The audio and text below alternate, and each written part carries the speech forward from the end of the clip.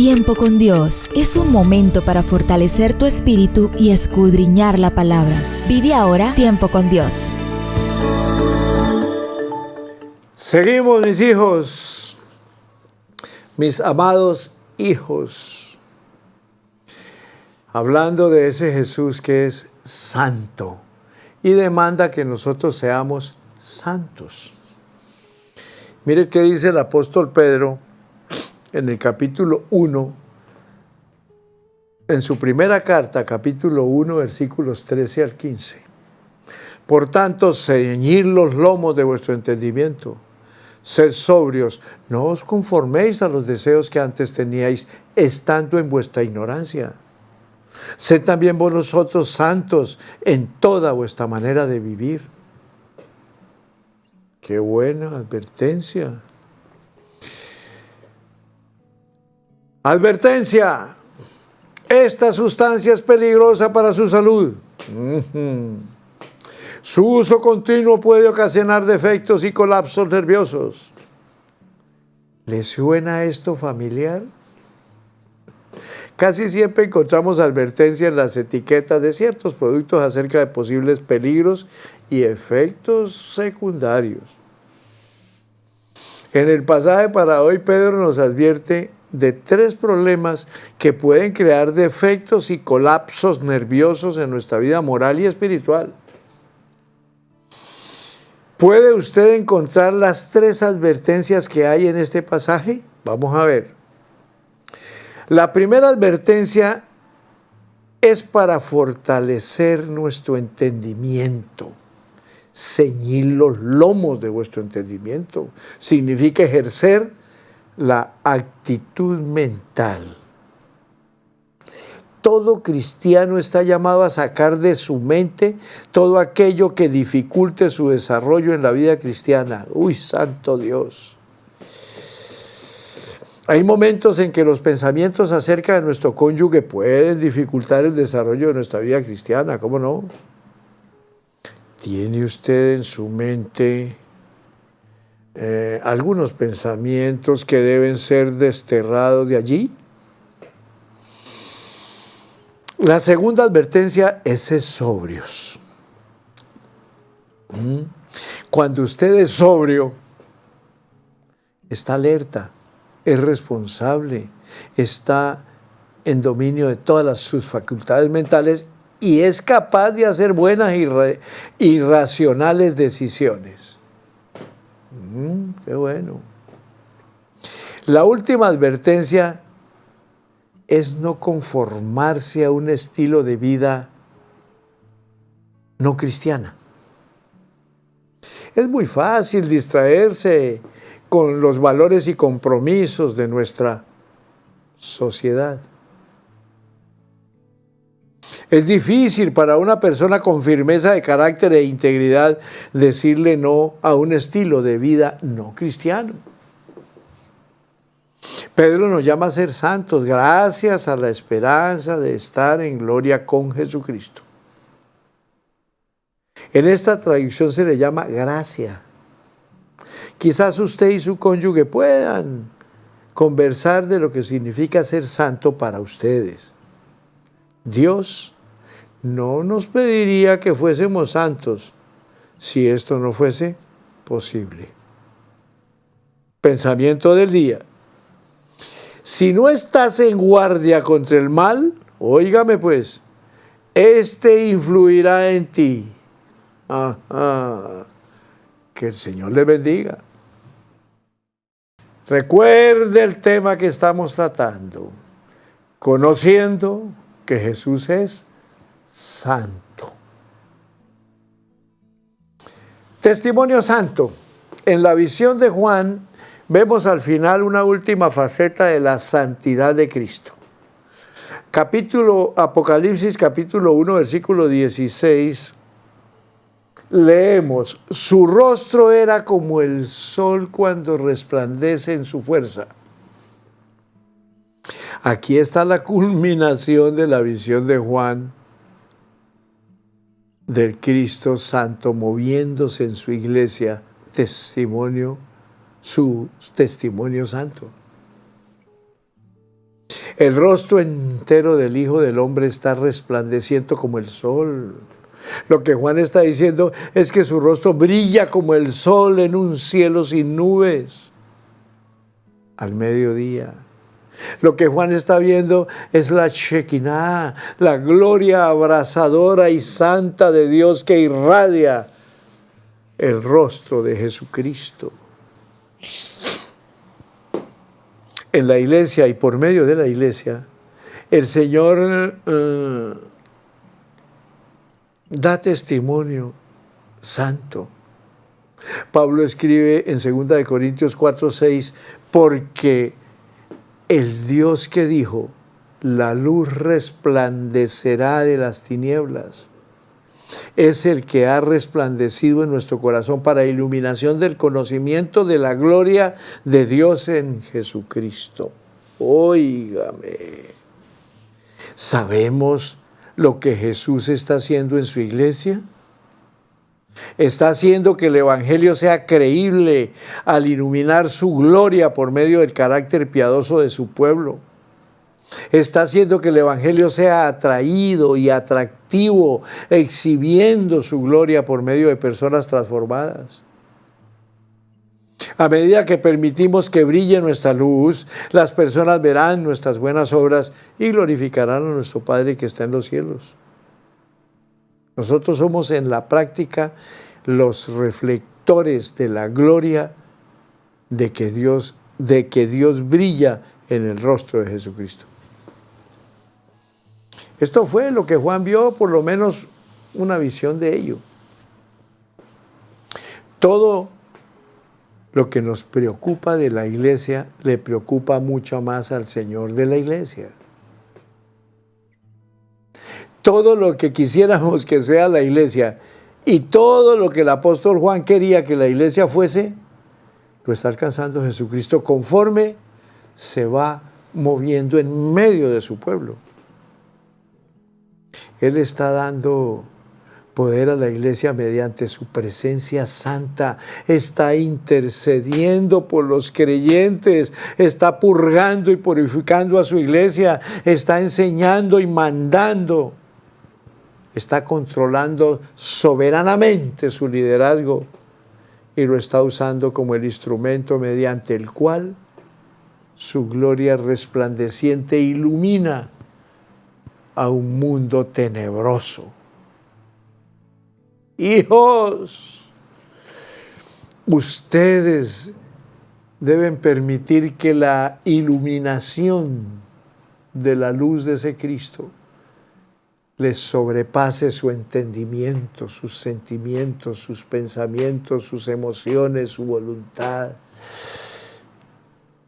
De manera de que cuando el ladrón se acerque a ustedes, no vea a un Pedro Perico Peras, a un Marta Jaramillo, a un Fernando Mosquera. No, ves un brillo. Él ve un brillo de las personas que verdaderamente están cumpliendo con lo que el Padre quiere que hagamos, que seamos luz en el mundo de las tinieblas. A brillar, mis amados, brillemos. Y esto le agrada a Papá Dios. Estás en Tiempo con Dios, tu mejor momento. Esto último es nuestra respuesta a la santidad de Cristo. Miren, ¿cómo debemos responder a esta vívida exhibición de la santidad de Cristo? La primera reacción de Juan fue temor. Cuando le vi, caí como muerto a sus pies. Apocalipsis 1:17. Un amigo llamado R.C. Sproul se ha hecho bastante conocido por entender y articular el trauma de la santidad de Dios, que es lo que Juan está experimentando aquí. Pregunta, ¿por qué cayó Juan como muerto?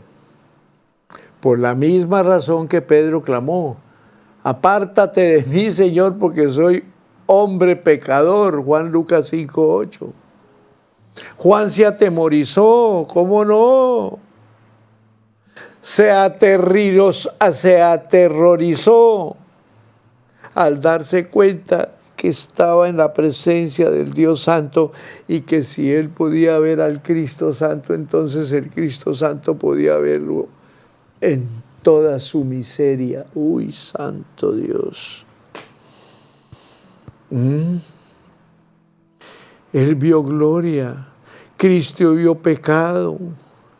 Así pues estaba aterrorizado como Manoah, Job, Ezequiel, Isaías, Daniel, Pedro, Pablo, antes que él.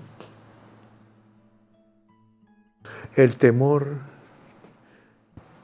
lo sumió en algún tipo de trauma temporal, pero la experiencia rápidamente pasó del temor a la tranquilidad.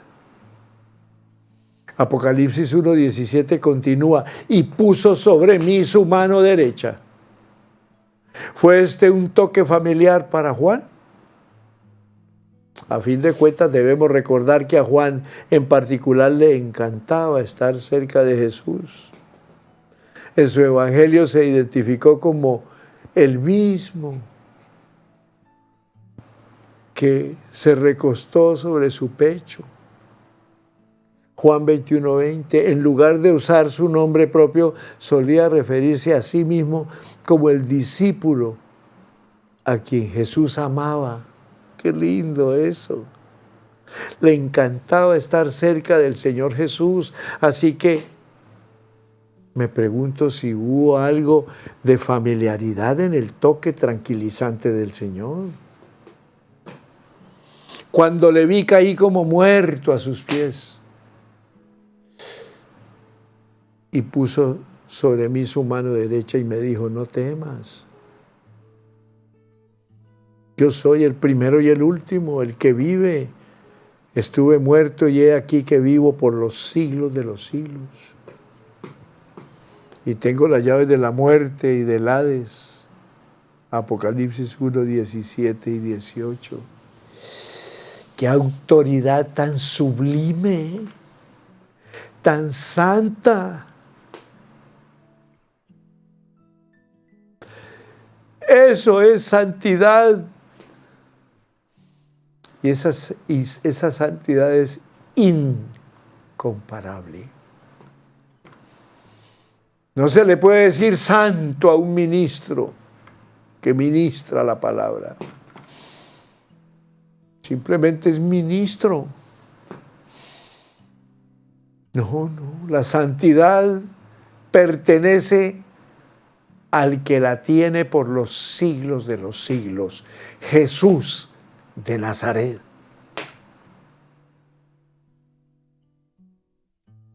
El Señor lo dijo muy claro, sed santos porque yo soy santos. Pero no lo insinuó, que fuéramos, en una palabra, esfuércense por ser santos, traten de alcanzarme. Difícil, bastante difícil, pero no es imposible. La santidad no son reclinatorios, escondites donde nadie nos mire, no vestirnos así ni vestirnos asá, no. Aquí, en su corazón, está la santidad que Dios nos demanda.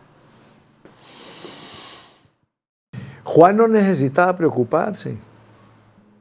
Jesús es eterno y existe fuera del tiempo, de la historia y de la creación.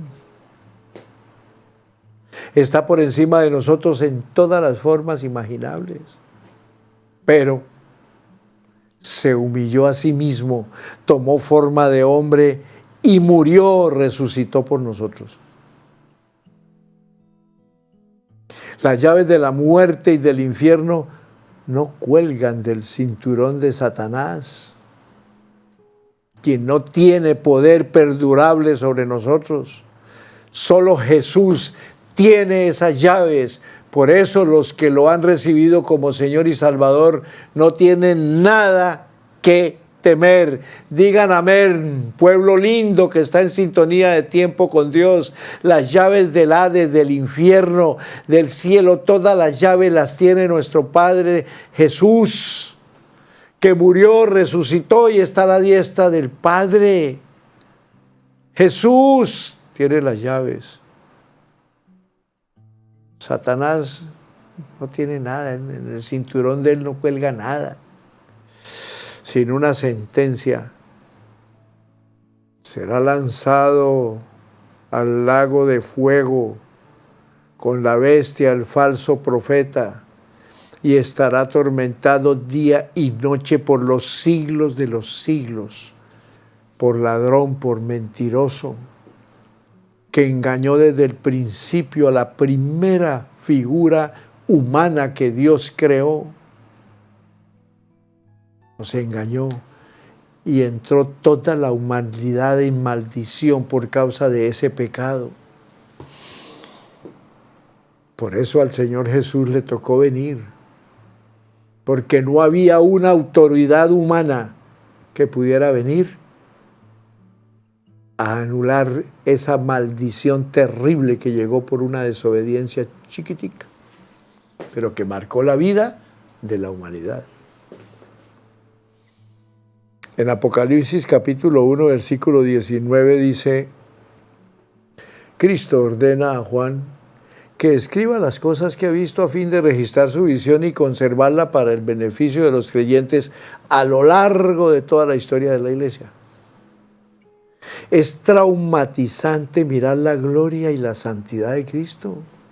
Traumatizante pero crucial. Jamás trataremos sinceramente nuestros pecados hasta que hayamos tenido una visión de la santidad de Dios y Cristo. Además, de este lado de la obra redentora de Cristo, vivimos con la alegre tranquilidad de que aquel que es tan aterrador en el mismo, es el mismo que pagó completamente el precio por nuestros pecados y cuya justicia santa ha sido satisfecha. Es más, lo asombroso es que todavía nos puede usar para traer la luz de su evangelio a un mundo cegado por el pecado. Apocalipsis 1 nos da un atisbo grandioso del Señor de la iglesia, nuestro Cristo Santo, así como de su ministerio para con su amada iglesia redimida. Somos su iglesia y Él tiene comunión con nosotros. Es por nosotros por quienes intercede incesantemente. Es a nosotros a quienes purifica. Es por medio de nosotros que transmite la palabra con autoridad. Es a nosotros a quienes protege. Somos nosotros los que nos convertimos en el reflejo de su gloria. Este es un misterio, que almas tan indignas pudieran ser llamadas a gozar de un privilegio tan glorioso. Que siempre estemos maravillosos por este llamamiento a representar al Cristo Santo, de quien no somos dignos, pero en quien nos regocijaremos eternamente con Él. No perdamos esta posibilidad, no perdamos esta oportunidad tan grande que en Cristo ya la tenemos. Estás en Tiempo con Dios, tu mejor momento. En este cuarto segmento, analicemos algo que ya conocemos, que Jesús es el único camino. Yo he pasado mucho tiempo hablando y predicando mensajes y defendiendo el verdadero mensaje del Evangelio, el cual ha sido atacado constantemente durante este tiempo, incluso por supuestos evangélicos. Cuando estaba en el seminario nos prepararon para defender la inerrancia de las Escrituras.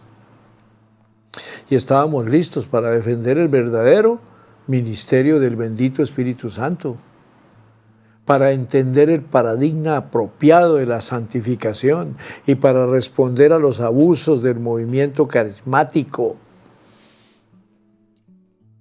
Aprendimos a luchar contra el liberalismo, a contrarrestar el catolicismo y a responder a las sectas. Pero el evangelio parecía ser un tema ya resuelto en el mundo evangélico. Evidentemente ese ya no es el caso. Históricamente el mensaje del cristianismo siempre ha sido el mensaje de la fe en Cristo, cuyo contenido objetivo se halla en las Escrituras. Desde la época del Nuevo Testamento, los verdaderos cristianos siempre han creído que la única manera en que los pecadores pueden ser rescatados del infierno y reconciliados con Dios es por medio del Evangelio de nuestro amado Señor Jesucristo, el Hijo de Dios. No es por denominaciones, no es por religiones, no es por santos, por santas, por culturas locas que nos han enseñado, que nos enseñaron cuando estábamos allá en los colegios, en las escuelas, donde nos enseñaron lo tradicional. No. Durante siglos los cristianos han entregado sus vidas y han derramado su sangre para dar a conocer ese mensaje. Han gastado sus fortunas para enviar a los confines más lejos del mundo a misioneros que en muchos casos dieron sus vidas para difundir ese mensaje exclusivo y singular. A lo largo de la historia, hijos de la Iglesia, el mensaje esencial del cristianismo siempre ha sido que la salvación llega solo a aquellos que creen en la veracidad de la persona y obra del Señor Jesucristo y la reciben solamente por fe. Por eso el que fue tan enfático: yo soy el camino, yo soy la verdad y yo soy la vida eterna. Y nadie viene al Padre si no es por mí. Y les puedo enseñar algo sencillito aquí, que lo tengo en la palabra. Aquí tengo mi Biblia a mi lado, ¿sí? La palabra es tan hermosa que es importante leerla, conocerla, disfrutarla, apropiarnos de ella, porque el Señor la dejó para que nosotros camináramos confiados en su bendita palabra. Mire lo que dice la primera carta del apóstol Juan. Escúcheme bien, amables oyentes y televidentes que están en sintonía de Tiempo con Dios. La palabra es muy clara. Mire lo que dice.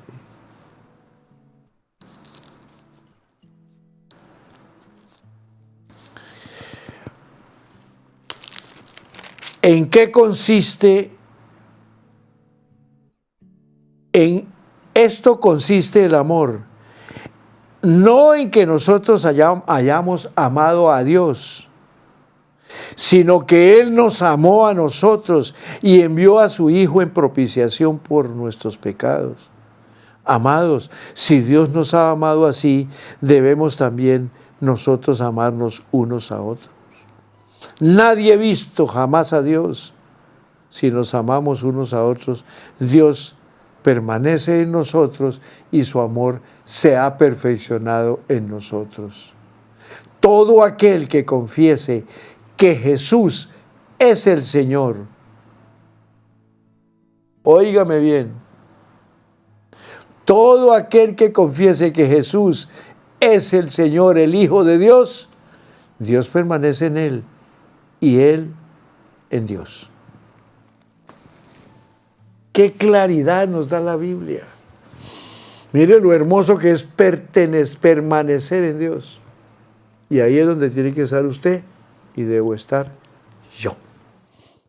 Así pues, mis amados hermanos que están amigos que están en sintonía de tiempo con Dios, es una ironía patética que en nuestra época, con más medios que nunca para proclamar las glorias del Evangelio a los confines de la tierra, la iglesia ahora está confundida en cuanto a si es tan siquiera necesario predicar el Evangelio. Por favor. Avergonzados por las realidades del pecado y del infierno, temerosos de ofender a los que parecen al llamarlos a arrepentirse y confesar a Jesús como Señor, y desesperados para salvar a Dios de ser responsable por la condenación de cualquiera. Hemos cuestionado la necesidad de la gente de escuchar el Evangelio. A fin de cuentas, muchos dirán que Dios te ama así, tal como eres. Tenemos preguntas sobre el señorío de Cristo y la doctrina de la justificación. Estamos confundidos en cuanto a la doctrina de la imputación, así como en cuanto a la naturaleza de la fe y del arrepentimiento. Muchos se preguntan abiertamente si acaso es necesario creer en Jesucristo, ¿cómo le parece? Mientras otros tienen plena confianza en que no lo es, ¿cómo le parece a usted? A estas alturas, faltando un cuarto de hora para la inminente venida de nuestro amado Señor Jesús, y todavía están pensándolo, si va a venir o no. Apóstoles de la ambigüedad. Hoy en día la palabra evangélico es tan ambigua que realmente no significa nada. Aproximadamente entre el 45 y el 65% de los que se consideran cristianos evangélicos están convencidos de que Jesús no es el único camino al cielo, y no solo eso. Hay algunos líderes evangélicos populares y prominentes que están promocionando esa teología retorcida. Estos apóstoles de la ambigüedad están encantados con abandonar la precisión bíblica por el bien de un pseudoevangelio más suave y aceptable creado por ellos mismos. Cuidado con eso. La palabra de Dios también, que la tengo aquí en mi mano, es tan seria y tan responsable que en el último capítulo del Apocalipsis, mire lo que nos dice la palabra. Capítulo 22, versículo 19. Y si alguno quitare de las palabras del libro de esta profecía, Dios quitará su parte del libro de la vida y de la santa ciudad y de las cosas que están escritas en este libro. El que da testimonio de estas cosas dice: ciertamente vengo en breve. Amén. Sí, ven, Señor Jesús. La gracia de nuestro Señor Jesucristo sea con todos vosotros. Amén. Es los últimos 3 versículos de la bendita palabra de Dios. ¿Y qué pasa con esos apóstoles de la antigüedad que están encantados con abandonar la precisión bíblica por el bien de un pseudoevangelio más suave, aceptable, creado por ellos mismos para tranquilizar a la iglesia y que la gente venga y se conforme y traer más gente adinerada y hacer dinero? Misericordia, misericordia, misericordia con esos pseudo siervos, si se pueden llamar así.